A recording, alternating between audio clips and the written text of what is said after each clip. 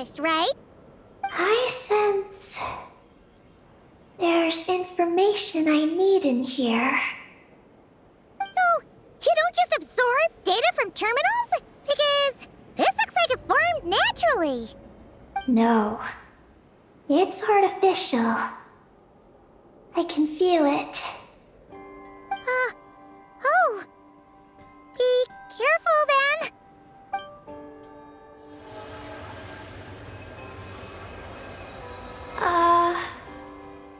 Just as I thought. This is an energy entity created by a researcher named Lusalim. Ungie and Maggie's student. Likely also the one who left the message in the terminal. This lunar sea once used to be Lusalim's Lunar Veil Laboratory. Lunar Veil Laboratory? What's that supposed to be? It's a grand project meant to hide the moon. Hide the moon? Whoa! All these guys, all these dragons sure had big dreams. How'd they plan to pull that off? The exact principles are unclear, but it seems to have something to do with his teacher, Ungie. Lusalim successfully experimented with a miniature lunar veil by applying it to the Ungie circle. Oh, Paimon remembers now. The circle looked empty from the outside, but was completely different on the inside. So that was the lunar veil at work. That's right. The success of the miniature veil pushed the project on to the next phase. A massive veil generator was built here. One that could conceal the entire moon. That is because before the veil could take shape, an entity from beyond the stars pierced it. An entity from beyond the stars pierced it. The device went haywire. The laboratory exploded. And all came to nothing. Only deep underground might some traces still remain. Wait! A being from beyond the stars? Could it be? No one anticipated the entity's arrival, but it changed everything. Lusalim had designed the lunar veil as a crucial part of Project Moongazer, but it had to be suspended. So, what exactly is Project Moongazer? Look out! Oh no! Ungie's below us! Quick, get out of the way!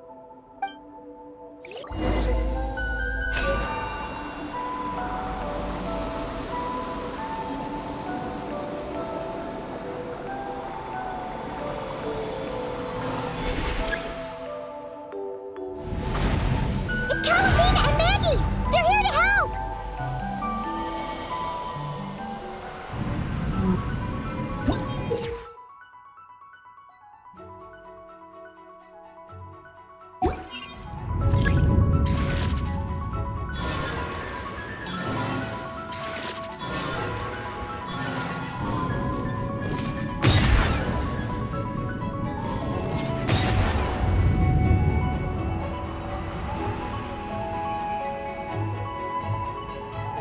Has Ungie gone crazy?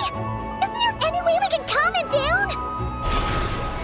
His body seems to be entangled in knotted moonlight vines.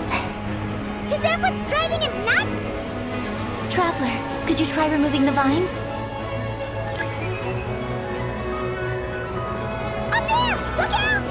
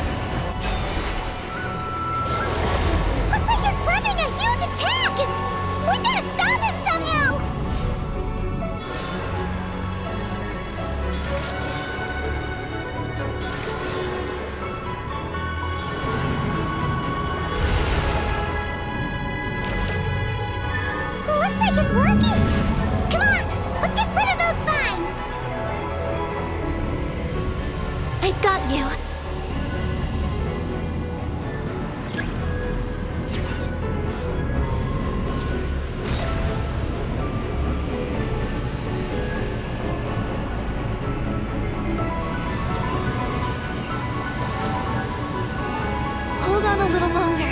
Maggie's shaking him off.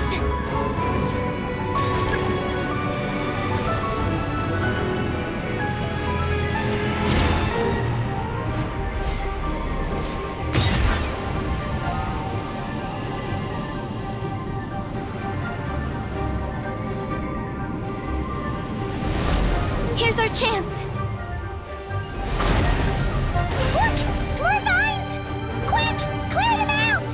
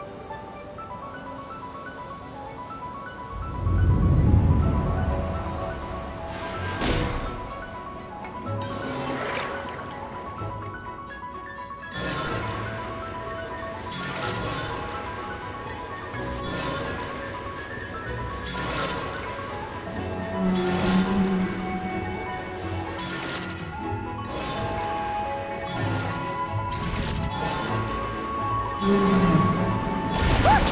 Vines are sprouting from Ungie's head! Quick! We gotta remove them! Huh? Is Ungie running away?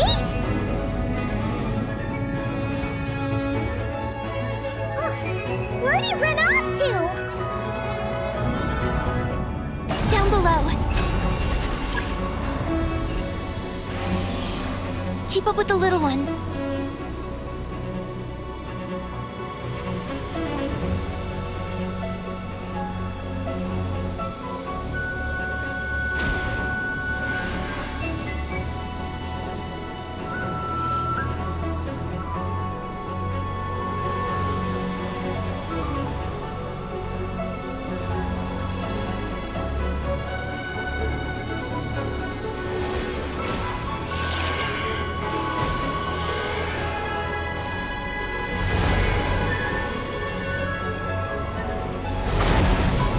Here's our chance.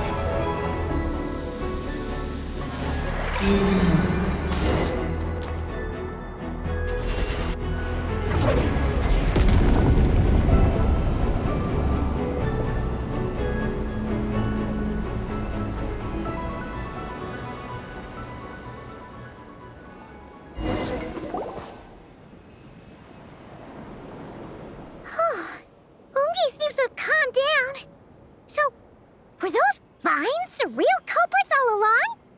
He's still in pain. I can tell. His mind's been thrown into chaos, and he can't communicate with me. It's because of the information inside him. I can feel it. He and I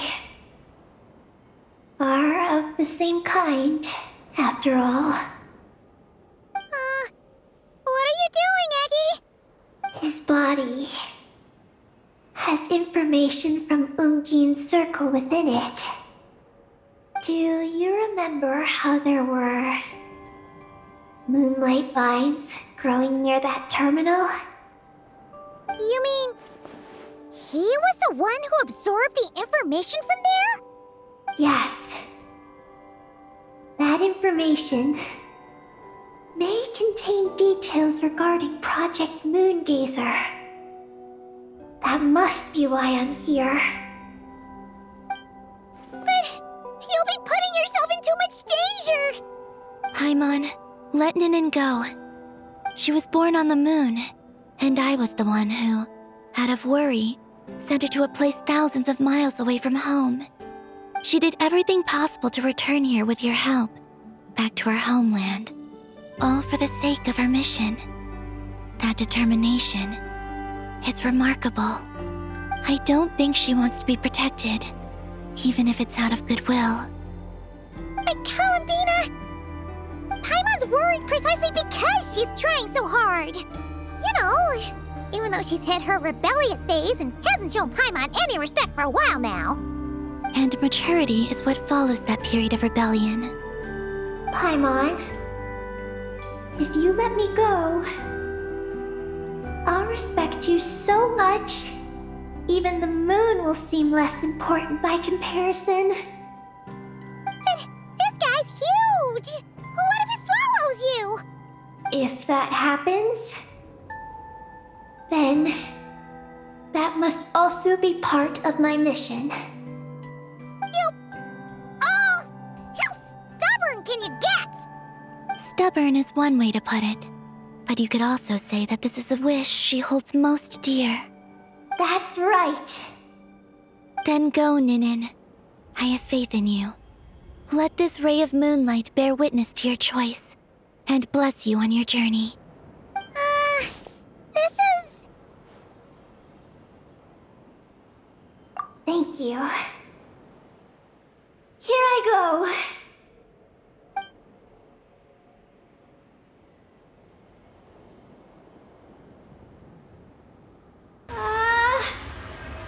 Come on, Eggie! You'll get through your rebellious phase! Paimon knows it!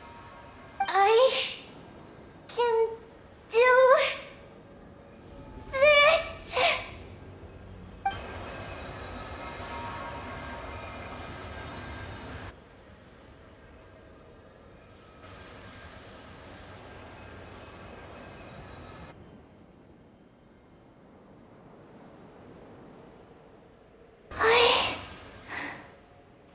I did it.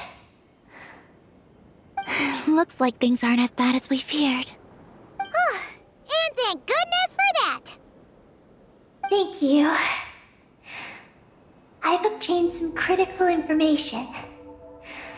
I know what transpired at Ungie's ring and the space lifeform capture station. All right. What happened? I'm curious too.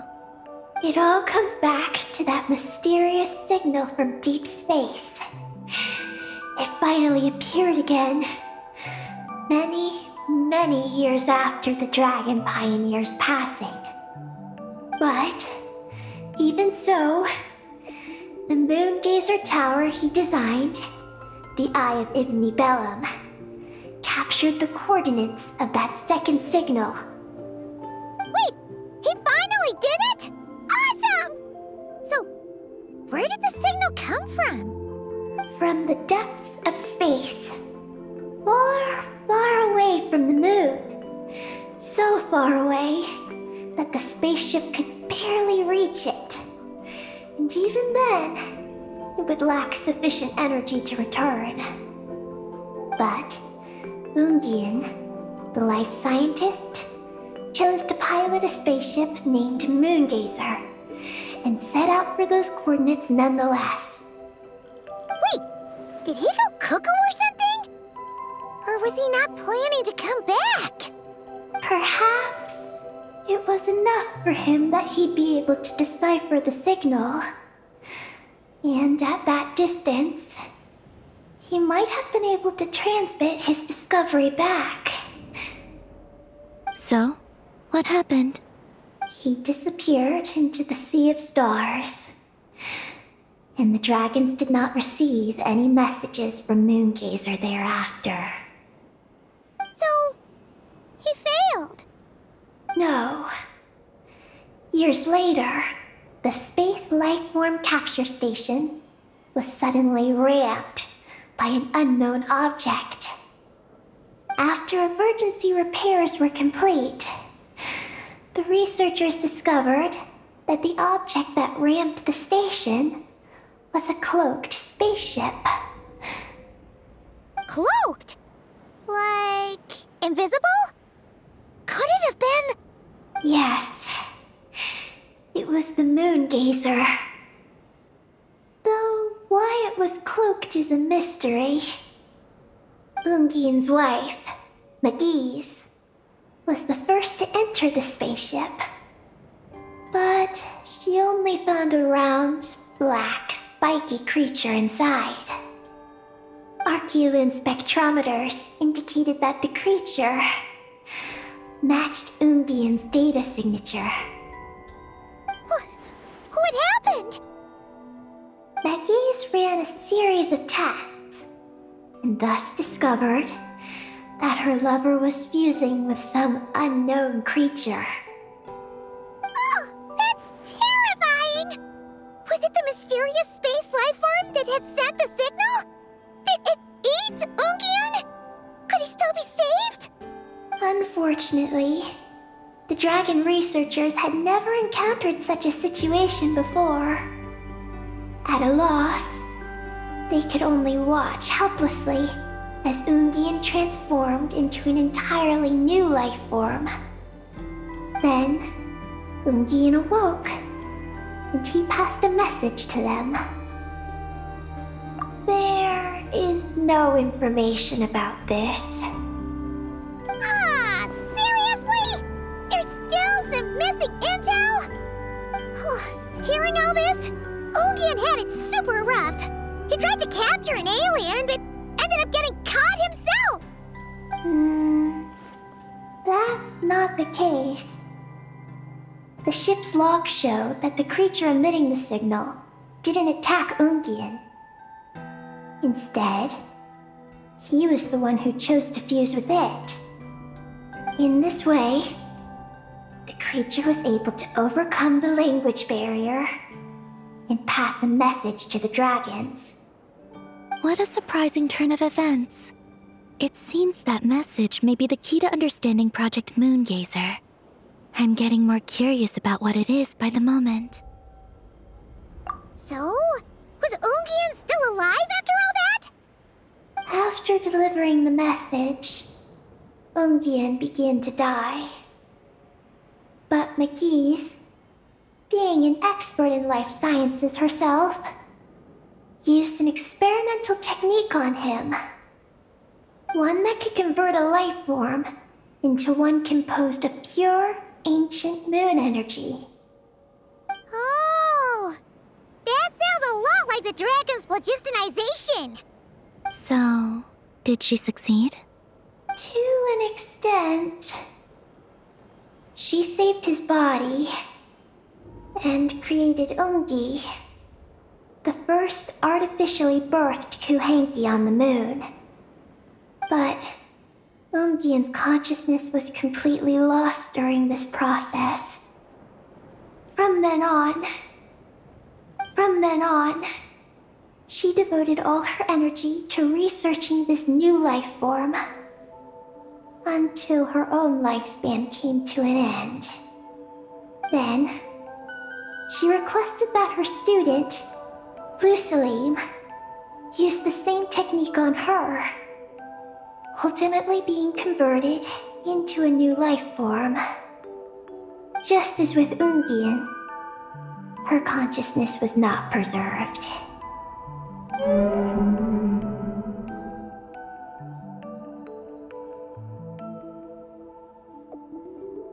So this is your story.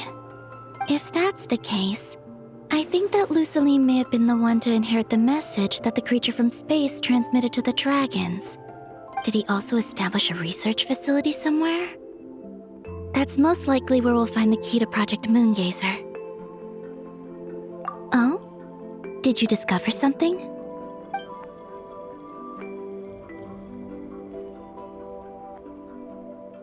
It was destroyed by a descender from beyond the heavens?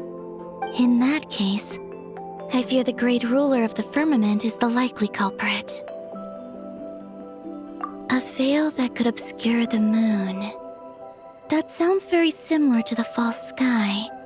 Yeah, like some sort of baby version. But his research institute has already been destroyed. He might have been lost in that explosion too. My guess is just the opposite. That Lusalim didn't perish, and that his research survived. Huh? Why do you say that? As you can see, apart from the lunar sea itself, none of the draconic facilities have been destroyed. Not the Eye of Ibni Bellum, not Ungian's Circle, not the space lifeform capture station. Their survival doesn't seem in line with the plan laid down by the one who changed the world. So, you're saying that Lusaline protected them somehow? Yes. He might have struck a bargain using the fruits of his research and followed the ruler of the heavens thereafter. That makes sense. And if it's true, he might have continued Project Moongazer elsewhere. But where? I do know of one other place on the moon. If Project Moongazer was hidden anywhere, my guess is that would be it. However, Ninin, is there something you haven't told us? Huh? Among your kind, only you have a mission you seek to fulfill. Oh, that's true. Now you mention it, Maggie's buddies all seem super carefree. Don't worry. I won't force you to answer. I just want to know more about you. After all, out of all the terminals we've seen, not a single one seems to contain information about you. I don't know either. It's okay. I'm just curious. If you don't want to talk about it, you don't have to. We trust you.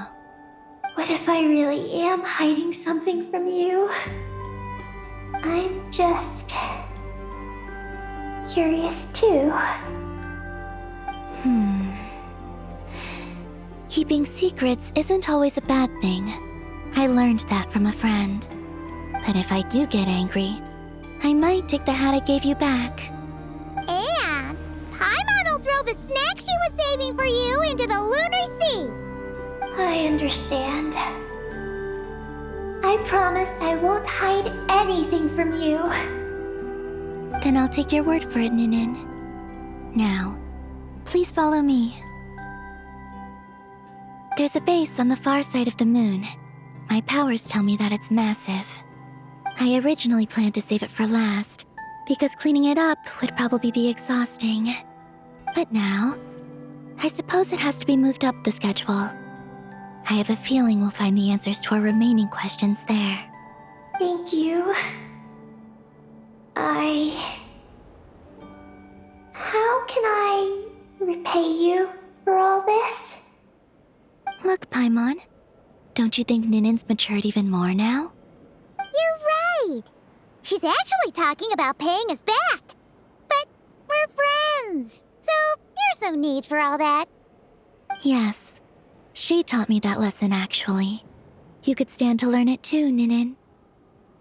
Well then, follow me when you're ready.